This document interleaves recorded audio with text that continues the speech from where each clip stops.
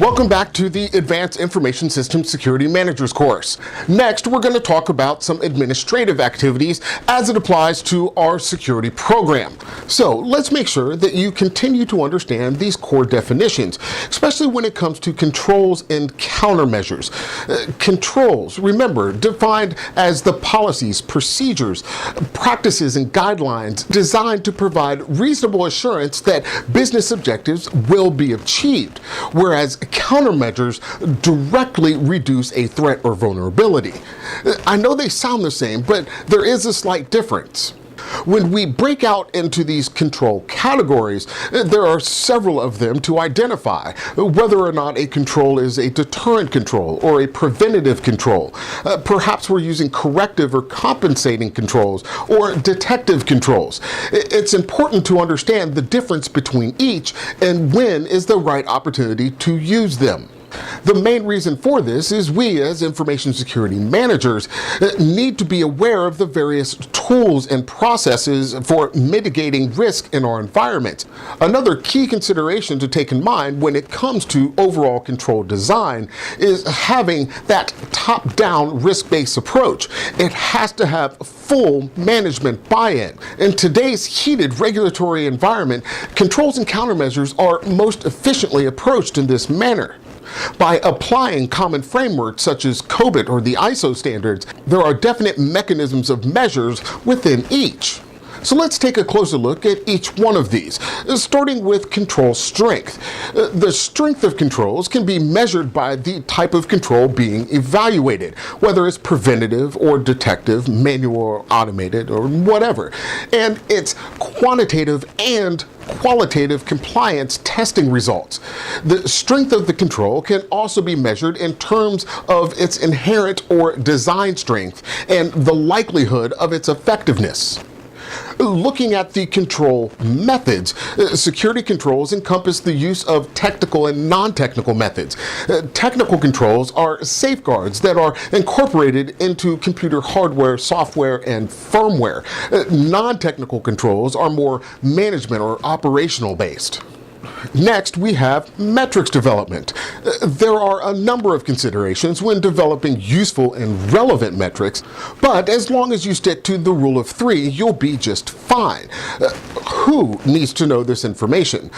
What exactly do they need to know? And when do they need to know it? Keeping in mind that these metrics need to be able to provide relevant information at one or more levels, either strategic, management, or operational. The strategic metrics helps us identify whether we're on track and on target and on budget.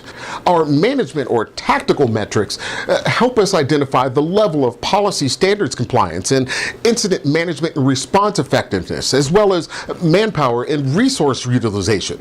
And our operational metrics, which are probably the most noticeable of the three, this is where we find things like open vulnerabilities and are we performing good patch management. Regardless of the metrics that you choose to employ, they all must have basically the same attributes, such as are they meaningful and manageable? Am I getting good, actionable results? Are they clear and unambiguous? And almost most importantly, are they accurate? When it comes to measuring the information security management performance as a whole, the information security manager must take the lead on the analysis, along with any issues of information security governance requirements and compulsory and voluntary standards compliance, as well as financial, staffing, and other organizational constraints and assets, threats, and potential impacts. There's a lot that we're asking our information security managers to know and understand. Now you understand maybe why they're always so grumpy. Now, bear in mind that information security management generally includes a core set of common objectives, such as to minimize the risk and loss related to information security issues, and supporting organizational achievement of compliance, as well as maximizing the program's operational productivity and maximizing security cost effectiveness, not to mention the ability to facilitate effective, logical, technical, and operational security architecture. Knowing that these are kind of our guiding principles, there are several different approaches that we can take, such as a technical vulnerability management approach, or the loss prevention approach, or possibly a qualitative measurement approach, or a combination of any of them. Looking at the technical vulnerability management approach, it simply is how many technical or operational vulnerabilities exist, how many have been resolved, what is the average time to resolve them, how many have reoccurred, and so forth.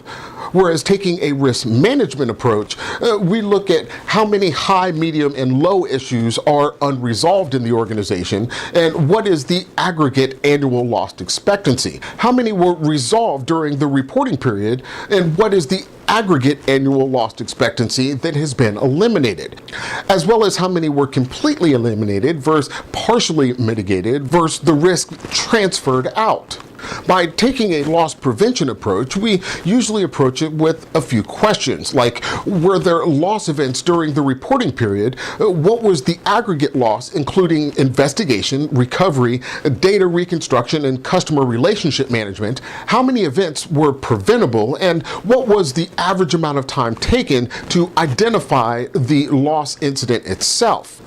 And finally, our qualitative measurement approach.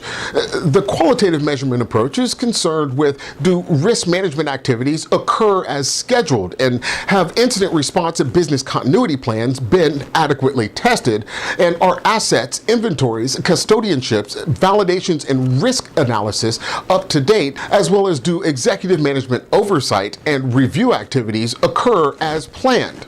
As you can see, the range of possible metrics are quite broad. That's why it's important for the information security manager to choose the metrics that's going to be most beneficial to the overall program.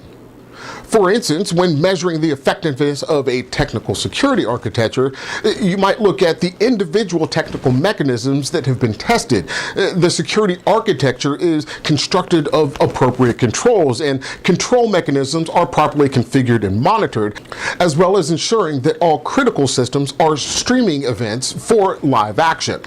When measuring the effectiveness of a management framework and its resources, you might look at things such as tracking the frequency of issue reoccurrence, or monitoring the level of operational knowledge to capture and disseminate across the organization. Since there is such a wide range of metrics to employ, it's important for the information security manager to choose the ones that are going to be most useful, most valuable to the program itself. For instance, when measuring the effectiveness of a technical security architecture, you would want to look at the individual technical mechanisms that have been tested, and ensuring the security architecture is constructed of appropriate controls for the organization, as well as making sure that all critical systems are streaming live events.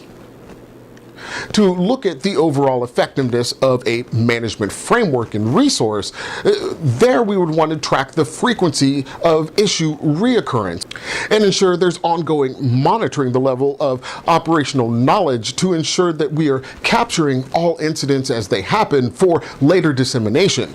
We also look for clarity and completeness of the documented information security roles and information security functions incorporated into every project plan.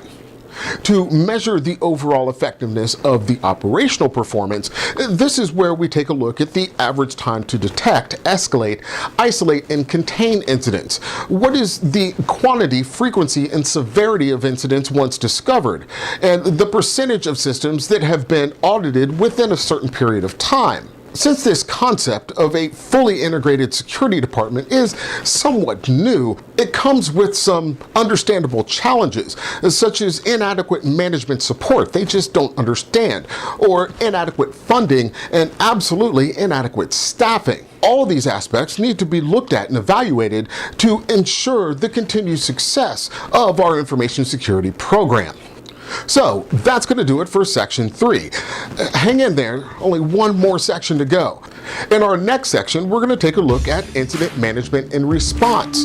I'll see you there.